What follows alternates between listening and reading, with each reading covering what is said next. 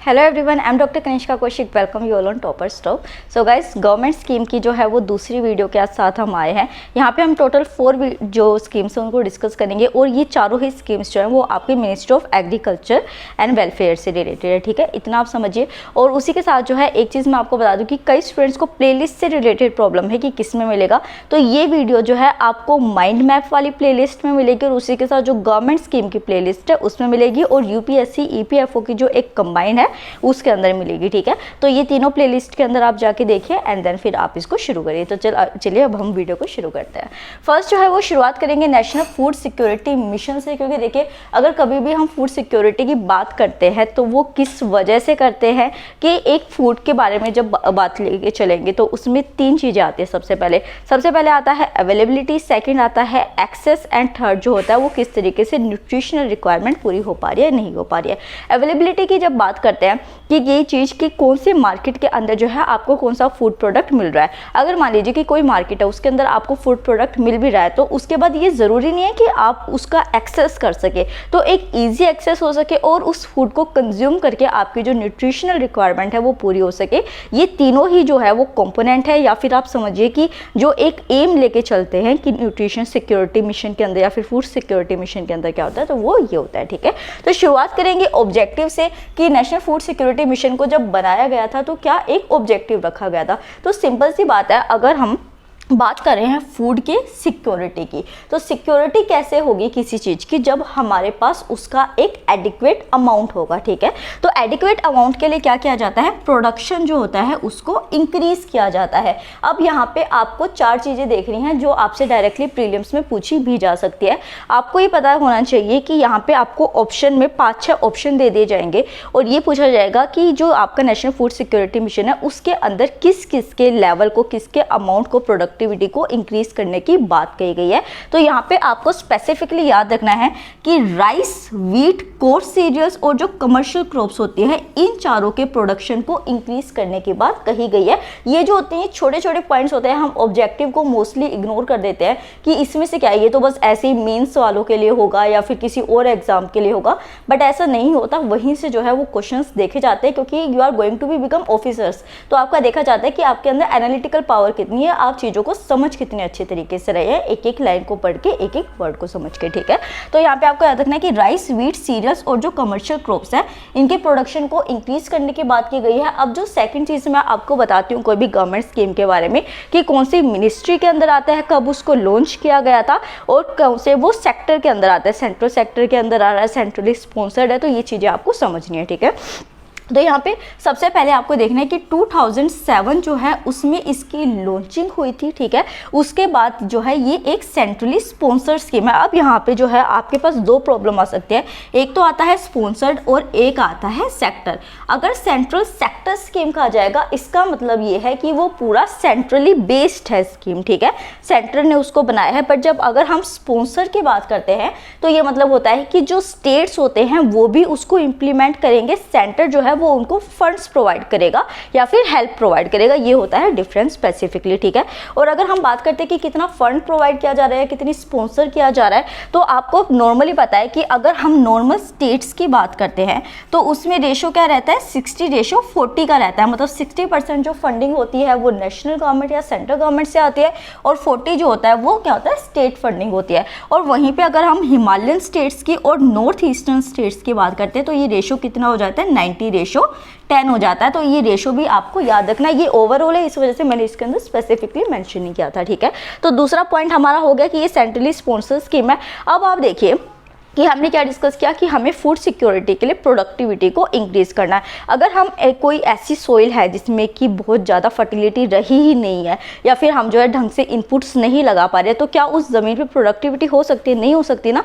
तो इसी वजह से नेशनल फूड सिक्योरिटी के अंदर जो मेन कंपोनेंट रखा गया है वो रखा गया है कि सोइल की फर्टिलिटी जो है उसको रिस्टोर करना बहुत ज़्यादा ज़रूरी है। तो आप जो है ये चीज़ मैं आपको क्यों बता रही हूँ, क्योंकि ये ऑब्जेक्टिव के अंदर आता है। तो आप फूड सिक्योरिटी अगर हेडलाइन को देखेंगे तो आप ये मत समझिएगा कि खाली प्रोडक्टिविटी को इंक्रीज करने की बात की जा रही है।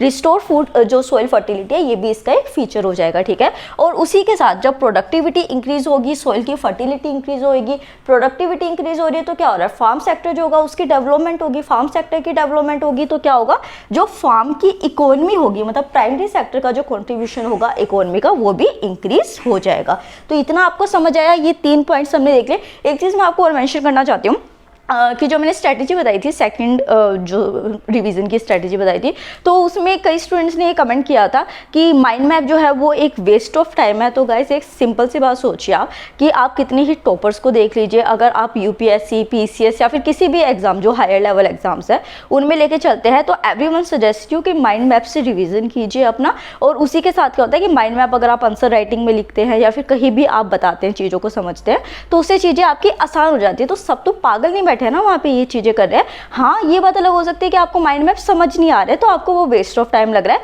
सो अगेन मैं वही बात कह रही हूँ आपको कि आप ऑफिसर्स बनने वाले अपनी खुद की सोच को आगे लाइए, एनालिटिकल पावर को यूज कीजिए, चीजों को देखिए, परखिए, फिर आपको वो चीज अच्छी लग रही है या नहीं लग रही है, देन अपना डिसीजन लीजिए। बस कमेंट सेक्शन में जाके देखना, क्योंकि ये एक ह्यूमन बिहेवियर होता है कि अगर हम कोई चीज पढ़ते हैं तो हमारे माइंड में उसका बहुत जल्दी इंप्रेशन पड़ता है और हम भी वैसा ही सोचने लग जाते हैं। तो ये चीज मत कीजिएगा, एनालिटिकली सोचिएगा, अपना डिसीजन लीजिएगा और फिर चाहे आप माइंड मैप पढ़िए या ना पढ़िए, वो आपका खुद का डिसीजन होगा, ठीक है।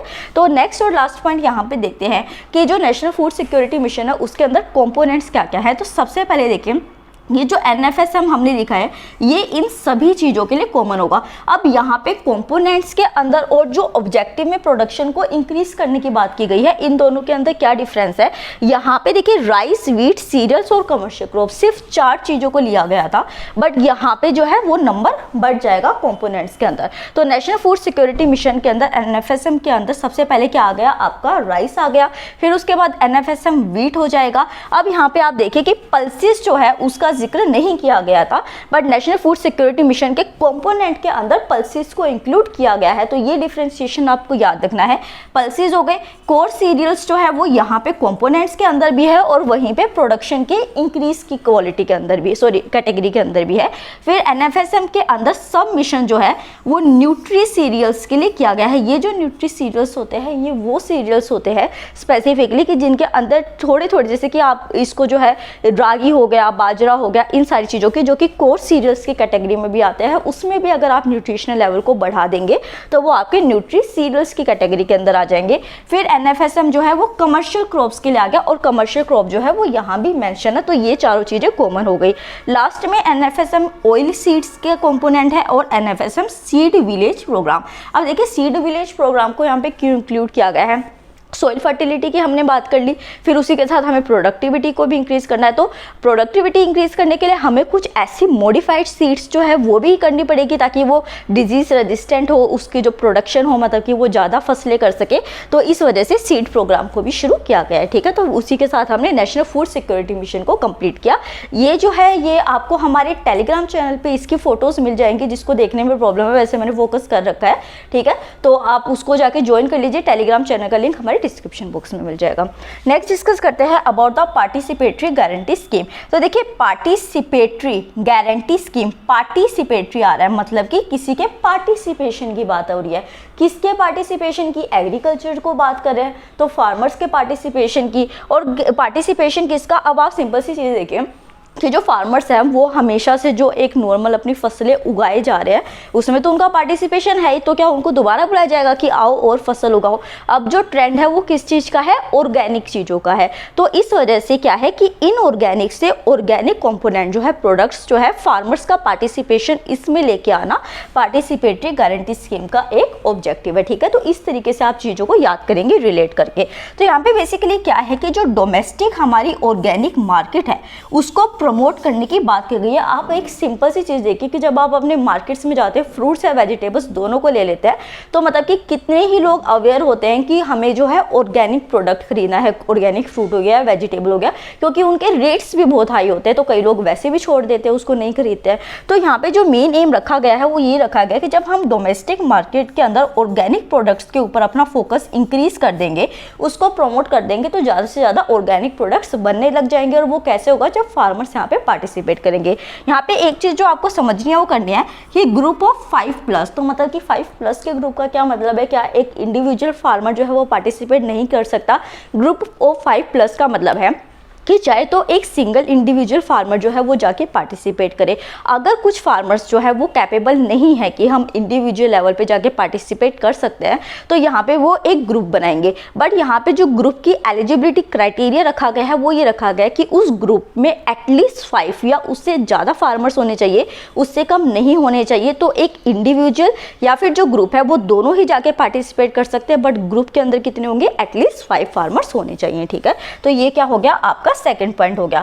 नेक्स्ट जो है आपको ये देखना है कि यहाँ पे जो पार्टिसिपेशन की बात की जा रही है वो कौन से फार्मर्स की जा रही है। अगर हम बिग या फिर लार्ज फार्मर्स की बात करते हैं तो यार ऑब्वियसली बात है कि ऑर्गेनिक प्रोडक्ट्स के बारे में उनको पता है मार्केट में क्या चीज़ चल रही है, वो इंटरनेशनल स्टैंडर्ड्स को भी मेंटेन करते हैं। तो यहाँ पे जो फोकस किया जाएगा वो किया जाएगा स्मॉल एंड मार्जिनल फार्मर्स के ऊपर। और स्मॉल एंड मार्जिनल फार्मर्स जो है उनको इंक्लूड करके, अब आप सिंपल सी एक चीज़ देखिए कि मान लीजिए वो कोई भी प्रोडक्ट जो है वो बना देते हैं, वो प्रोडक्ट जो है वो अप टू लेवल नहीं है, स्टैंडर्डाइज नहीं है, तो यहाँ पे एक स्कीम निकाली गई, एक चीज़ लाई गई जिसको कहा गया ऑर्गेनिक सर्टिफिकेशन का। ऑर्गेनिक सर्टिफिकेशन से क्या होगा कि जो स्मॉल एंड मार्जिनल फार्मर्स जो है वो अपने प्रोडक्ट्स को उगाएंगे और वहीं पे एक जो लार्ज फार्मर है वो अपने प्रोडक्ट को उगा रहा है। तो जो कंज्यूमर्स है उनको तो ये लगेगा ना कि यार ये स्मॉल फार्मर्स है, इनको क्या नॉलेज कि ये अच्छा उगा रहे हैं नहीं उगा रहे हैं, तो इस वजह से उनके प्रोडक्ट के ऊपर एक सर्टिफिकेशन लगा दिया जाएगा ताकि जो कंज्यूमर्स है उनको ये चीज़ रहे कि हम जो चीज़ें यूज़ कर रहे हैं वो एक सर्टिफाइड है और वो प्रोडक्ट भी अच्छा है। ठीक है, यहाँ पे आपको एक चीज़ याद रखनी है कि ये जो सर्टिफिकेशन प्रोवाइड किया जाएगा वो आउटसाइड होगा थर्ड पार्टी सर्टिफिकेशन के। थर्ड पार्टी सर्टिफिकेशन क्या होता है पहले तो आप ये समझिए।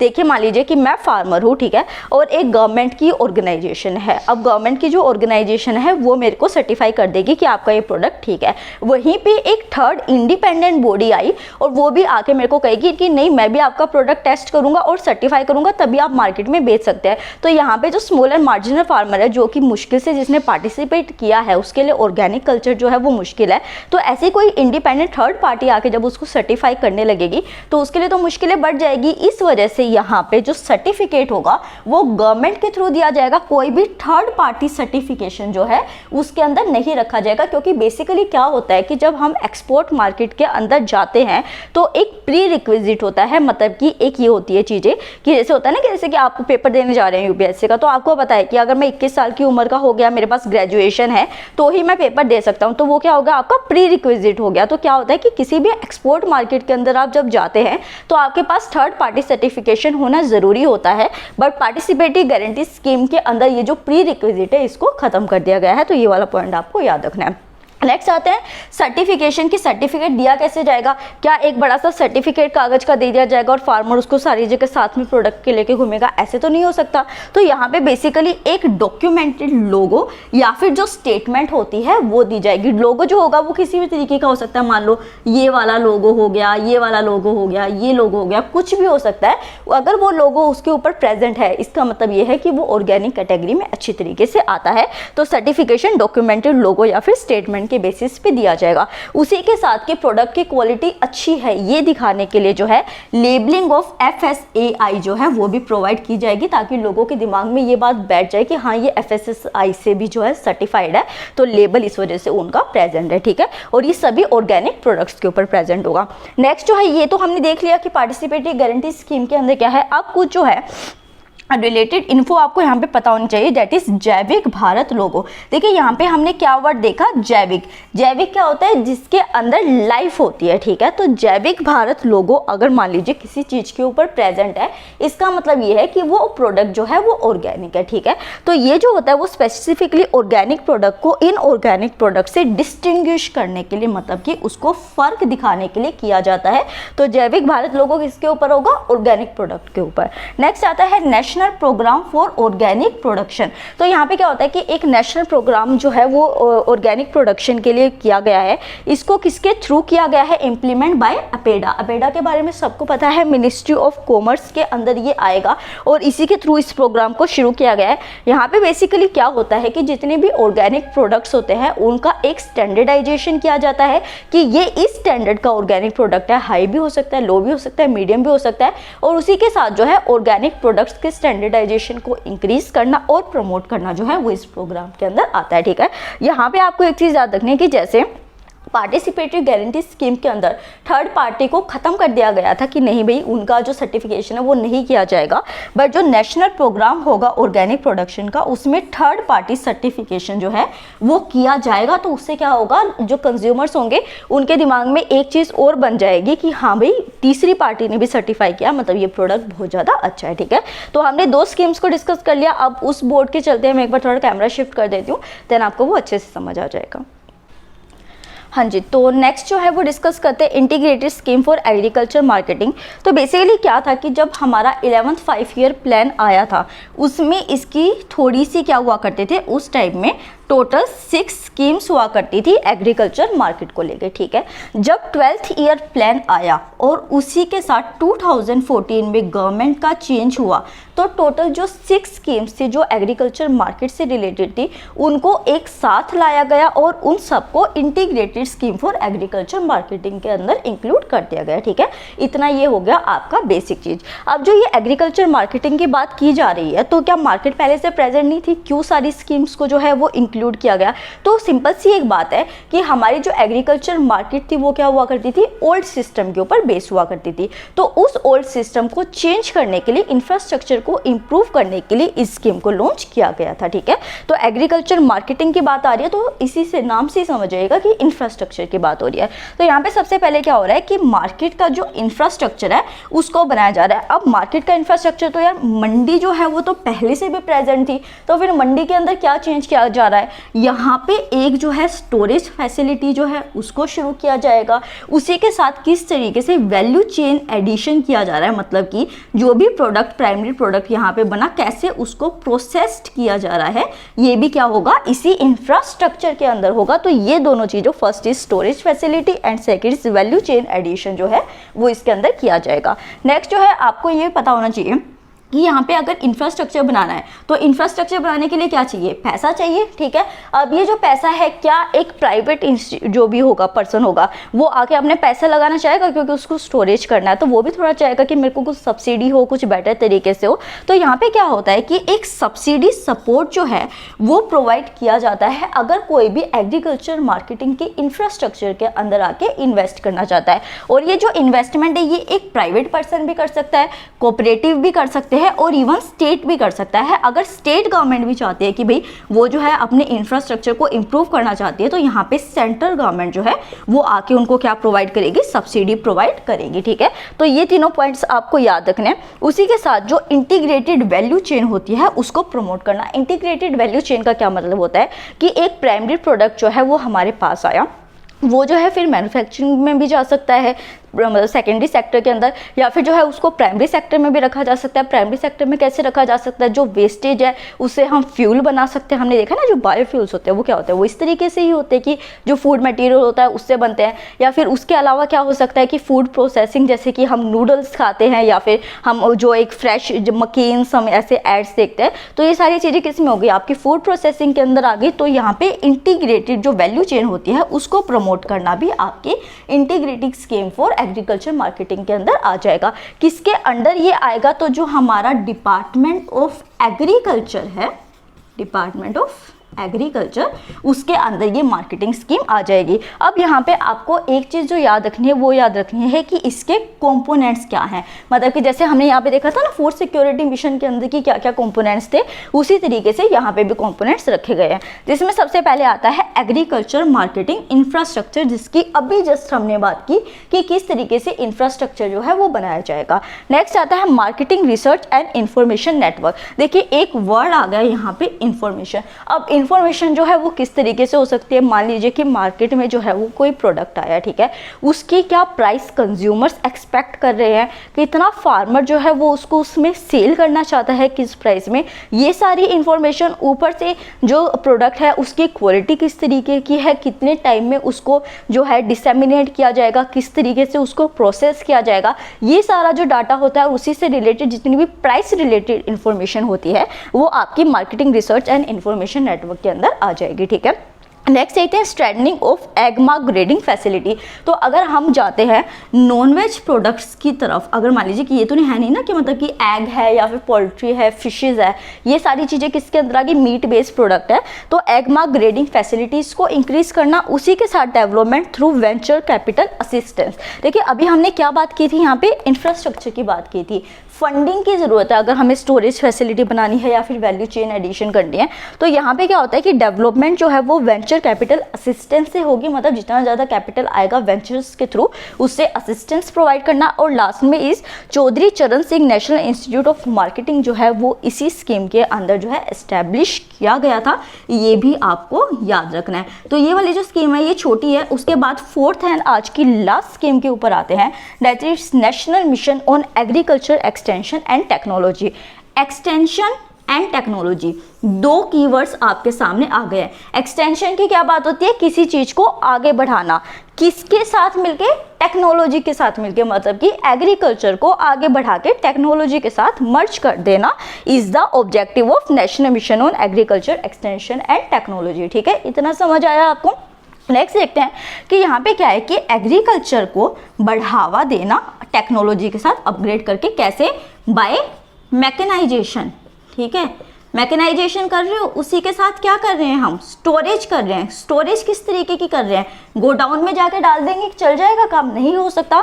गोडाउन को किस में बदलना है, कोल्ड स्टोरेज के अंदर बदलना है, ताकि जो प्रोडक्ट है वो लंबे टाइम तक मार्केट में रह सके।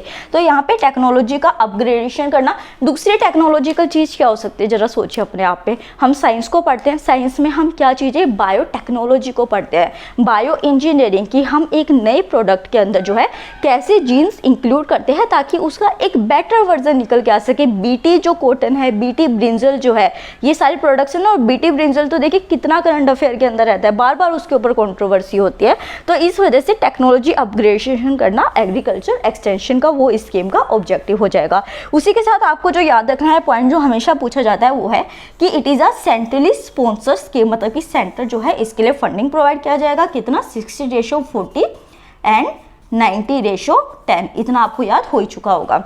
नेक्स्ट देखते हैं कि ये जो स्कीम है ये किसके अंडर की गई है। तो ये जो स्कीम है ये आत्मा मतलब कि एग्रीकल्चर टेक्नोलॉजी मैनेजमेंट एजेंसी जो है उसके अम्ब्रेला के अंडर, मतलब कि उसके सुपरविजन के अंदर जो है इस स्कीम को इम्प्लीमेंट किया जा रहा है। और उसी के साथ इसके अंदर क्या सबमिशंस हैं वो याद आपको रखने हैं। तो देखिए मैंने सबमिशन का नाम यहाँ पे याद रखना है। यहाँ पे बेसिकली क्या होगा कि आपको पेपर में सबमिशन पहले लिखा होगा, उसके बाद ये लाइन्स लिखी होंगी।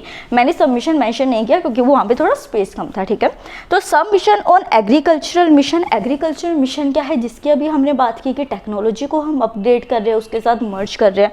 उसी के बाद सीड एंड प्लांटिंग मटेरियल, जिसकी अभी मैंने बात की, डेट इज बायोटेक्नोलॉजी की, कि किस तरीके से हम बायोटेक्नोलॉजी को यूज करके न्यू वेरिएंट्स जो है, न्यू जीन्स इंक्लूड कर रहे हैं। उसी के साथ एग्रीकल्चर मैकेनाइजेशन के अभी मैंने आपको बताया कि ज़्यादा से ज़्यादा मैकेनाइज हम मशीन्स को यूज़ कर रहे हैं एग्रीकल्चर के अंदर। और उसी के साथ plant production and plant quarantine, तो यहाँ पे नए प्लांट्स का प्रोडक्शन करना। और जो प्लांट्स है, क्वारंटीन का क्या मतलब है स्पेसिफिकली, कि उनको अलग से संभाल के रखना ताकि जो एक ओरिजिनल जीन्स है उनका लॉस ना हो। तो यहाँ पे हमने 4 जो है गवर्नमेंट स्कीम्स को डिस्कस किया है। सारे प्रीलिम्स के पॉइंट बताए हैं, मैंने एक्सप्लेन इसलिए किया है ज़्यादा से ज़्यादा ताकि आपसे कुछ छूटे ना। ठीक है, तो पीडीएफ नहीं, फोटो जो है इसकी वो मैं टेलीग्राम चैनल पे डाल दूंगी, वहाँ पे देख लीजिएगा। आई होप आपको ये वीडियो पसंद आई होगी। तो give a like and channel को सब्सक्राइब कीजिए। Thank you so much.